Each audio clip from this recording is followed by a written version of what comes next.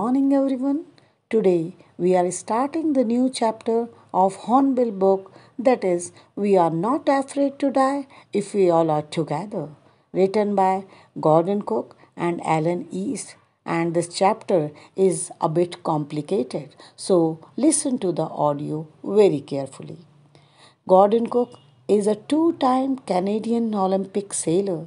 He had a great writing interest too, and he did his graduation from engineering at Queen's University. And Alan East, he worked as litigator, manager, and legal trainer. He is a co-founder of a multi-academy trust, Central Academies, to improve the standards in secondary education. He too, like Gordon, developed interest in writing, and this story is the joint efforts of these two writers, that is, Gordon Cook and Alan East. And now let's start this story. The story starts with the narration of the narrator who was a 37 years old businessman.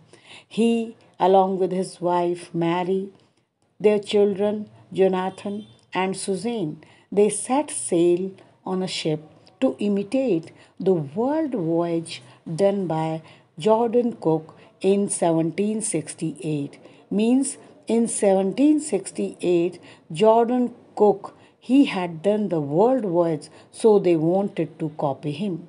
For this, they developed their seafaring skills. Seafaring means sea related skills for 16 years in water and designed a boat which was professionally built for this purpose, named as Wave Walker, and it was 23 meters long and 30-ton wooden structure was used to make it.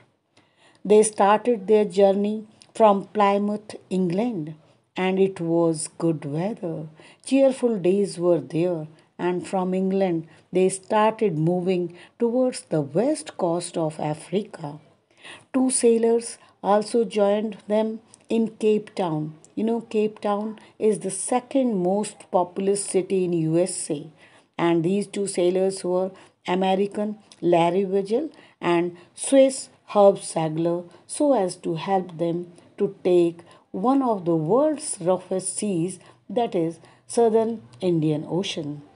On December 25, 1976, they reached 3,500 kilometers east of the Cape Town. The weather became atrocious. Atrocious means unpleasant.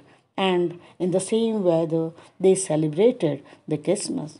They were changing that the weather will change soon, but New Year saw no improvement in the weather. On January 2, 1977, gigantic means big, waves were seen in the ocean.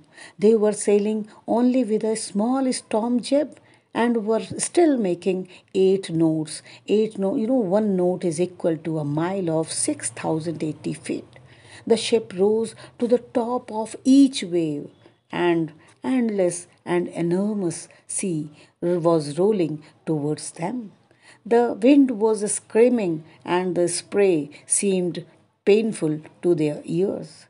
They were ready to face the sea's fury. Fury means anger, and the storm jib was dropped. Storm jib, it is a heavy jib to control the high wind. And they lashed means tied. Heavy mooring means rope with which rope is tied.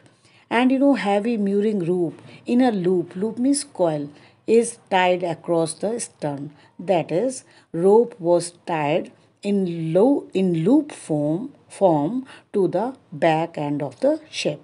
They double lashed everything, that is, tied everything, and went through life raft drill. Life raft drill means lifeboats. They started using lifeboats also. They attached lifelines and they put on oilskins. Oilskins means waterproof clothes and life jackets. Then on January 2, on the same day, that is 1977, at 6 p.m., the waves seemed higher than a ship. The waves were chasing the ship. A big wave hit the back of the ship. The wave breaks the starboard side. Starboard means right side of the ship. The ship was about to sink, and Mary took the steering wheel, and the narrator was seriously injured. Larry and Herb, they were pumping out the water like a madman, and immediate action was required. As water level it rose alarmingly. Pumps stopped functioning as the debris blocked them. Electric pumps were used to control the water level. All radio signals blocked. No communication was there with base. A big bump was there over the Sue's eyes when the narrator went to see the children. She was seriously hurt. Then, on January 3, 1977, after struggling for 48 hours, they relaxed. Even the auxiliary extra helping engine failed, but somehow they controlled the water level. Then on January 4, 1977, water level almost dipped, but they were still unable to start the sail due to the fear of the ship's possible breakage. They hoisted the storm jib and headed towards the direction of island Amsterdam, and but they were not sure about the island. They ate a meal after the struggle of 48 hours. The meal consisted of cracker biscuits, beef, etc. Then on January 5, 1977, weather became all the more worse. Even Jonathan, the son of the narrator, he says, Daddy, if we all are dying, we are not afraid to die, as we all are together. Even both husband and wife, they sit together, taking their hands as they were thinking that their end was quite near. And more water was now flowing into the ship. And then Suzanne made a caricature. Caricature means cartoons, and showed it to her parents so as to make them laugh and to make them optimistic. Parents laughed too. Then the narrator went to sleep after predicting the ship's reaching island Amsterdam. But before 6 p.m., the ship reached the island Amsterdam, and the children came and hugged the father for being the best captain and best father.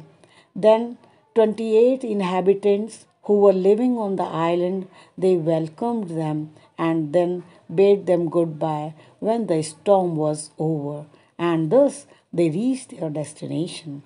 At last the narrator is shown lost in thoughts, thinking about all who helped the narrator in taking him out of the adverse situation, that is, children and his crewmen and his wife too.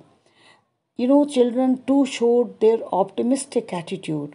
And children, now one thing is quite clear here, that it takes courage to grow up and become who you really are. And remember, inaction breeds doubt and fear. Action breeds confidence and courage. If you want to conquer fear, do not sit. Think about it. Get busy, and hope is a waking dream. Hope for good. Stop worrying as it's useless. Achieve your goal with courage and determination. That's all for the day. Here ends our chapter. So, students, keep learning and practicing and complete your work regularly. Thank you and have a nice day.